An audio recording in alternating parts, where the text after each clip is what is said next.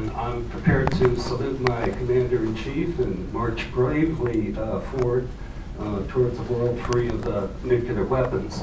But I don't believe, and I can't believe, that we're seriously reducing the stockpile, that we're serious about the whole enterprise until we have a corresponding shrinkage in the nuclear weapons complex.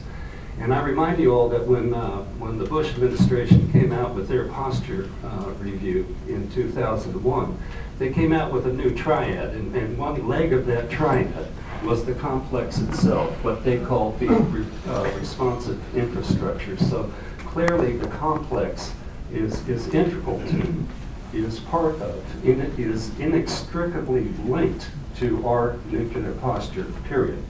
So again, we have a plan for the president. Let's shrink the complex. And to summarize ever so briefly, we propose to shrink the complex from 8 sites to 3. And the 3 remaining sites specifically would be Los Alamos, having curatorship responsibility for nuclear components. It'd be Sandia, New Mexico, and notice New Mexico only. We're talking about closing the California site for Sandia. But Sandia, New Mexico for curatorship of the non-nuclear components. And then finally, the Pantex plant, whose, in our view, primary responsibility should be dismantlements. We need rapidly accelerated dismantlements. And we need storage of plutonium pits until such time as there's a final disposition path. Now, I want to reiterate that the central premise of our proposal is a 500 warhead stockpile that is interim in nature. It's one step on the way to a world free of nuclear weapons.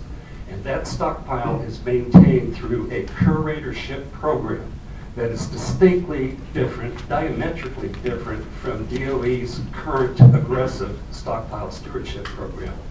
Because of those attributes, because of that central premise, we would contend that residual nuclear weapons work at the 3 remaining sites should have no net increase in either funding or scale of activities, with the hoped-for exception of dismantlements. And then on a final note, my last note, instead of confining the 3 remaining sites, or I'll dwell upon Sandia and Los Alamos, instead of relegating them to just a nuclear weapons role, this is my personal belief, our plan actually provides the basis for deep, deep change at those 2 laboratories. We will finally end the dominance of nuclear weapons programs at Los Alamos and thereby enable serious mission diversification. The good news is that Sandia is already slightly less than 50% nuclear weapons, and we expect that trend to continue. So I'll end my remarks there and just look forward to questions and answers.